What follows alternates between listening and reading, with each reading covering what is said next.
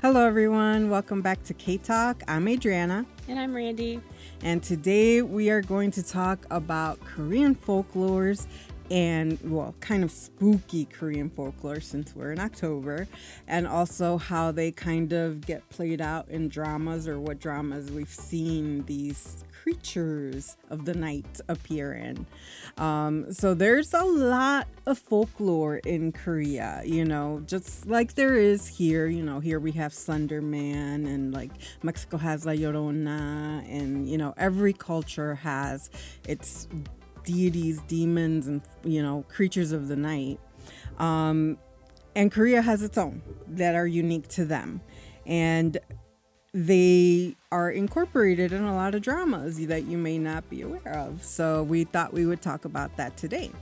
So the first creature that we want to talk about is called the gumio, or the nine-tailed fox, which I was introduced to in one of the dramas, and then I kind of started looking into what the folklore about it was. So do you want to tell us a little bit about it? Well, like Adriana said, it's a creature that is sometimes referred to as a nine-tailed fox. There are other versions of this creature in other East Asian cultures. Usually based on what we were finding in our research, usually in the folklore, gumihos are more evil in the Korean folklore versus, like Japan or China.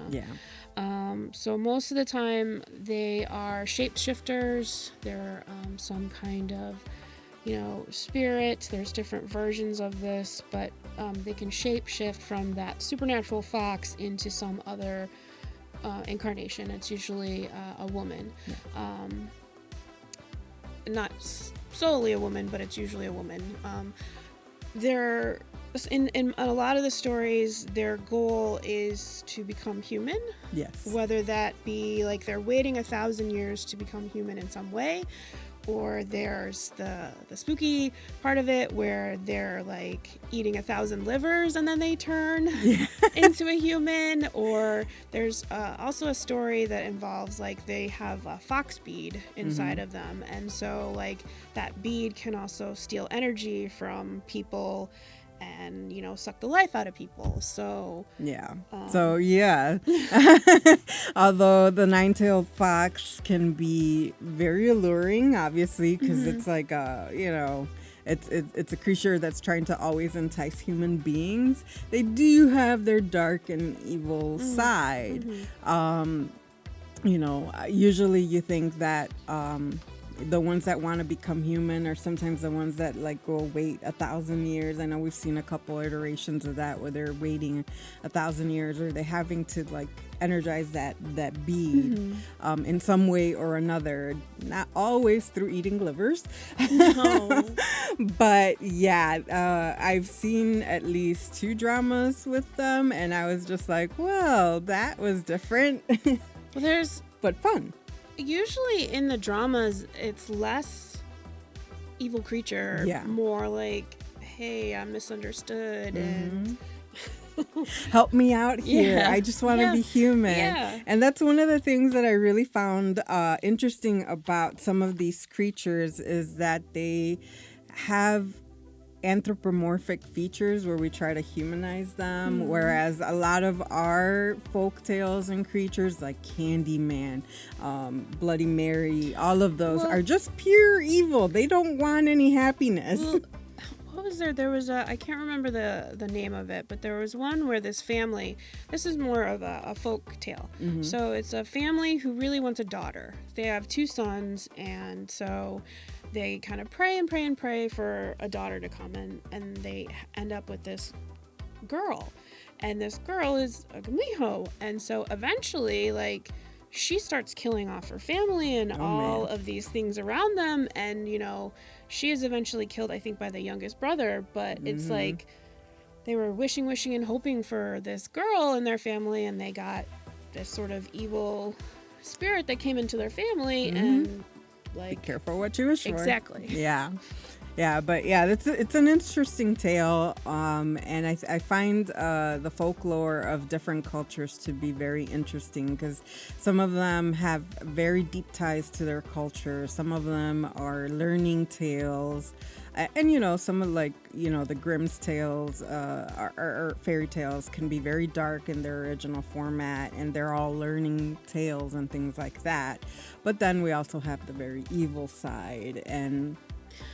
Well, the first time I ever saw a gumiho was in My Girlfriend is a Gumiho, and that one had Shinmina as the nine-tailed fox, and she was not really evil at all. So it was this very humorous romantic comedy. So. Yeah, I did see that one, and I thought it was really funny. Other than that, the only other one that I've seen is The Tale of the Nine-Tailed. And I thought that was also fun, but that one involves a male gumiho, a right? male one, yes. So that was interesting take, and the only problem I had was the main actress, which I cannot remember her name right now. I had seen her before in a different drama, and she irritated me in that drama to no end. So I had a really hard time believing their love story because I was just waiting for her. You kept thinking about that other drama? Yeah, I kept waiting for her to be this bratty, in the other drama she was this very selfish, bratty, whiny, really whiny person to the point that, it was really irritating me. So sometimes that can be, in acting, sometimes a role can really stick out in a person's mind. And unfortunately for me, certain actors, when I see them in one role, it's really hard for me not to see them that way in other things. And this happened to me with this actress. The same with John Goodman. For me, after 10 Cloverfield Lane, I've had such a hard time seeing him in anything else because then I'm just ugh. So yeah, that for me, unfortunately, that kind of killed this drama for me, but I still thought it was fun. It was a different take on a gumiho, and all the things that he had to do were very different from the first one that I'd seen. Have you seen any of the other ones? My Roommate is a gumiho. I saw that one. Another drama where the gumiho was a male character, and it was based on a webtoon, I believe. And so with this particular one, he was, again, kind of a different type of story. He also had a bead. In My Girlfriend is a Gumiho, she had a bead. And in the Roommate one, he has a bead as well, but he's sort of resisting doing what he's supposed to turn human. And then he gets involved with Hieri's character, and hijinks and weirdness and all that kind of stuff ensues. So, that's one thing that I do have to say that I've noticed in folk tales or Korean culture with either whether they're alien or creature of the night or whatever, they always want to be human. Yeah, he didn't really follow that. He just wanted to disappear, which is interesting. Yeah. But yeah, they either want to be human or they want to disappear. Yeah. Which for me, it's if you have all these supernatural powers and you're not exactly evil, why would you want to give them up? And why would you want to be human? Yeah. But I think it stems from the culture where we are very set in individual ways. We're very, we're not as community-based as Korea or Japan or China. They're so community-based that if you are different, then you're kind of left out. Whereas here, we kind of celebrate our uniqueness. So I think that's sometimes I have a hard time where I'm like, why would you want to give up all this power? Why would you just want to live for 100 years when you can live for such a long time? At least in this story, My Roommate is a Gumiho, he had a deadline. If he didn't complete something by a certain time, then he was ready done. to give up. Yeah. Yeah. So I guess I'll have to see that one.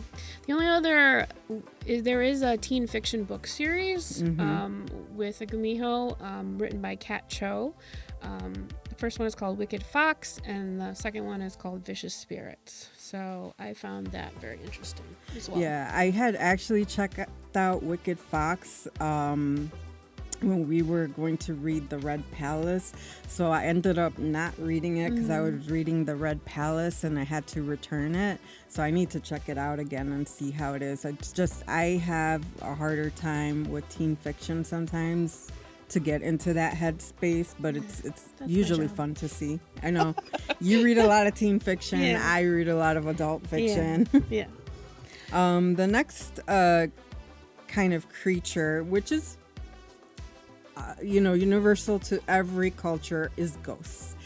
But ghosts, and there are actually a lot of similarities in the types of ghosts that you see in Korea to almost any other culture, including our own, which is like you have water ghosts, you have the white lady or the virgin ghost, you have, the only one that I would say stands out as very different is the egg ghost. So I'd really like to talk about that one. Sure. So the egg ghost is like, it's a ghost, like it could either be the ghost like is just misshapen, or it's actually sometimes a person but they have no features. And according to legend, if one sees the egg-shaped ghost, you will die. And the ghost has no personality, no emotions, no origins, but it's the deadliest and most frightening ghost in their culture. And I found it to be very, very spooky when I first encountered it in a couple of dramas, and I think it's very, very creepy. Yeah, I mean, the first time I saw the egg ghost was, I believe, Sell Your Haunted House. And so that drama, we've talked about it before, was about a character who is kind of an exorcist. And so in her life, as she's selling homes, she runs into all types of ghosts. And I would have to say the egg ghost by far is probably the creepiest ghost. Yeah. Simply because it was just disturbing. It was just disturbing. Very disturbing to see like a no face. Yeah. Yeah. I mean, we saw it wasn't an egg ghost, but it had the same features, which was in W when the dad loses his face. Yeah. And that I found really disturbing because I have like this weird thing about features, and so like I found it really disturbing to watch those episodes where he had no face. So when I encountered it also in Sell Your Haunted House, I was like, oh no let's not go there. And it was even worse because the first time you encounter it, it's a child, and you're just like, oh, as it is, I have a very hard time with children ghosts. Right. So yeah, little girl ghosts are the worst for me, and they pop up in every culture. But we do, like I said, we have like a variety of ghosts that you see in different aspects of Korean culture, and they come out in a lot of dramas. So out of these, I've seen just about everyone. Arang in the Magistrate is a lot of fun. It's also with Shin Mina. Yeah. Yeah, it's been in so much. But it's that one I think I really enjoyed. It was quirky, it was funny, and although, we are talking about ghosts and there was some creepy factor in it, I still was able to watch it with no problem. What about you? Yeah, we have a huge list. Yeah. There's an overwhelming amount of dramas with ghosts in it versus the other two spirits that we're talking about, folklore characters that we're talking about. So, Oh My Ghost, Sell Your Haunted House, Let's Fight Ghosts, Master's Son, Mystic Pop-Up Bar, Hwaegi, Hotel de Luna, Uncanny Counter, I've seen all of those. Yeah. I've seen all of those. I've also seen Possessed, which you did not want to see. No. I've seen Black, which was that one was actually pretty creepy. I have to say, especially the beginning of that one. But yeah, and I'm sure there's more that we're missing because there's just an overwhelming amount of dramas that have ghosts or, in one shape, form or another. But there's a lot of fun ones also, like Oh My Ghost was fun. It wasn't exactly super creepy. I would say, the ones that had the creepiest moments for me, because I have not seen all of Hotel de Luna yet, but it would probably be like Sell Your Haunted House, Let's Fight Ghost, and there were some really creepy ghosts in Masterson as well. Yes. Yeah. Because she was terrified in the beginning. Right. She was someone who had gone through an incident in her life, and after she woke up from a coma, she could see spirits and ghosts. And so they never left her alone. They were everywhere in her life, and she was always reacting to those, obviously scary things that were happening in her life, and it really affected, like, how she lived, her job, her relationships, everything. Yes. And, this is another drama that, of course, had humor in it, but it was really, like, it would be terrifying to just wake up and all of a sudden see these things that just won't leave you alone. Yeah, there are some very terrifying moments in that one. I want to say Possessed was dark. It was... I did not enjoy it. Yeah, it was dark, but I enjoyed it. I mean, there was some creepy factor to it. It was just more... I felt very connected to the character in terms of what he was going through, and it was just very dark and it got very sad. But it's actually a drama that I quite enjoyed. I actually watched it more than once, which I know you would not have watched it more than once.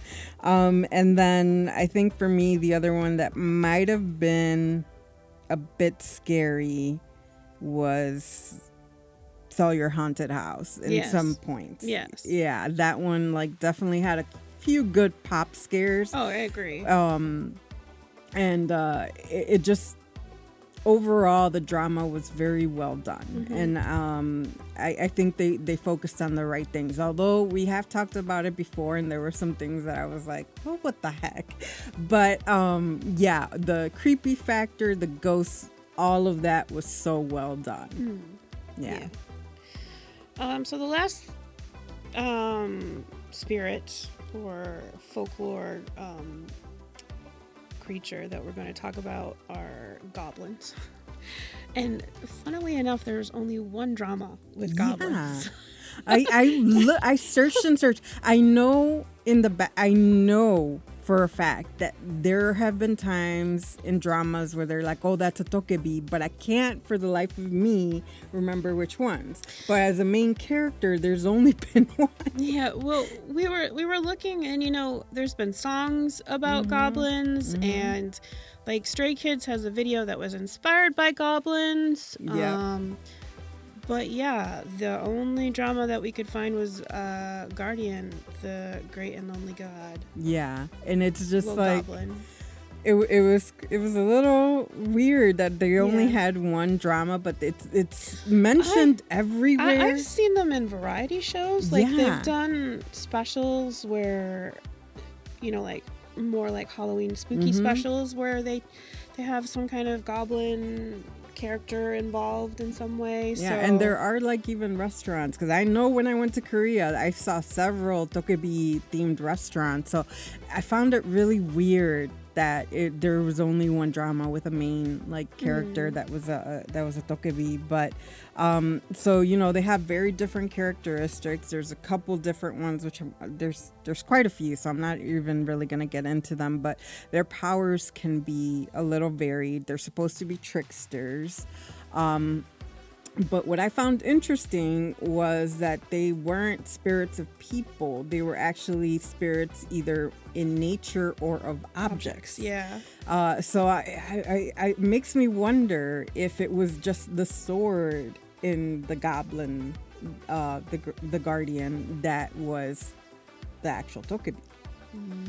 And one thing that I found hilarious is that one of the things that, well, there's several characteristics that they used for the drama, like the buckwheat, like they used buckwheat flowers instead of the jelly, but tokebi are supposed to be like really attracted to buckwheat jelly. And they are known to have a hat that gives them invisibility, which we saw in Goblin, but it was the Grim Reaper that was wearing the hat. So while they did use some of the characteristics, obviously it was very different, but well, yeah, like I found an encyclopedia of Korean folklore, and they had one article about goblins. So this was one of everything that we've talked about today, like none of it seemed like they were really helpful to humans, whereas goblins in some cases can be helpful, offer help to humans, or they can help you in some way. They brought luck in some cases. Yeah. Like you had some tokebi that were kind of luck charms for people. And then you had like the trickster. So they were either lucky or they were tricksters. Yeah. There is like one tale that I found funny. It was a short tale about this man who, this old man who lived like way secluded. He was kind of just done with people. He was kind of like a farmer, and so he lived alone. And one day, inadvertently, he invited a passing tokebi into his house, and then he kind of finally realized that he wasn't normal, and kind of researched what was happening. So he, at one point, turns the tables and tricks the tokebi. So he asked him in the night while they were drinking, because he figured out that he was turning into the goblin. Okay, so in order to kind of reverse the effects and trick the goblin, he asked him after drinks what he was most afraid of, and told him he was most afraid of blood. And so then the goblin asked the man, "What are you most afraid of?" And the man said, "I'm most afraid of money." So then in the morning, when the tokebi left to go do whatever, before he returned, the man killed a goat and then spread the blood everywhere around his property. And so when the goblin returned, he was like, "Oh, how dare you?" And he was really scared. And he's like, wait till I come back. And so he goes and he steals all the gold in the area and brings it back and throws it at the man. Wow. And so then the man becomes the richest man in that area. But it was just, I thought it was a funny story. So, which is weird that you talk about funny with horror. But I mean, tokebis are powerful creatures, but they're not necessarily horror based, I guess you could say. I wouldn't say, like, of every drama that we've sort of referred to today, Goblin wasn't a horror drama, it was a romance. Yeah. So, I mean, and great one. It had its moments of horror in, the situations that happened with people, and but it was almost just the evil of man and the greed of man, and the power struggles, when we talk about the throne, which we've seen in so many different dramas. But yeah, I think if there's only one drama to have a tokebi, a goblin in, what a drama, because it is still probably in my top 5, if not my number 1 drama that I can watch to my heart's content. Well, yeah, I mean, not only the goblin, but the story of the Reapers, and then there's, like past lives, and it's just so well written, so well done, and the acting is fantastic. Just from the first moment you start to watch it, if you're not hooked by the end of the first episode, then I'm sorry, but I don't know what's wrong with you. It's just so good. The bromance, you've got bromance, you've got young love, you've got past lives, you've got heartbreak, and you've got throne intrigue. I mean, what more could you ask for? And then heartthrobs, because wow, gorgeous men in that. And really interesting, like, costumes. I mean, not costumes, but like their outfits that they wear. Like that drama, it was coats. Yeah, I remember it inspired because I watch variety shows all the time, like all the people coming out in the goblin coats. Not that they look like goblins, but Yeah. they wore some really stylish coats in that drama, and so that was a running joke in a lot of things for a long time. And let's not forget that there's actually ghosts involved in this. Yeah, because there's Forgot reapers. about that. Yeah, because the girl, the goblin's bride, can see ghosts, and so she hates that she has this ability to see the dead. But then she kind of befriends them, and there's also some interplay there. So there's just a lot. There's so much included in that drama, but within the 16 episodes that they give you, you are along for a really good ride. And I think it's probably one of the better dramas that have come out in the last decade. Sort of with a supernatural bent to it. Yeah. So those were all the creatures we had to talk about. I mean, I'm sure there's going to be more. And I know we've talked zombies quite a bit. And I know there's more coming out. And I'm actually really happy to know that Sweet Home 2 is already in production, because I really love Sweet Home. And there's supposed to be an additional season of All of Us Are Dead as well. So... And I'm still waiting for season 3 of Kingdom. Please. Yeah, please. Yes, Kingdom. And then there's Hellbound. Hellbound, I left on a cliffhanger, and I really want to know what the heck is going on. So there's some things to look forward to, hopefully in 2023. So we'll see what the next set of supernatural creatures they throw over to us are going to do. So thank you for joining us for another episode of K-Talk, and we will see you next month with more content. Bye. Bye.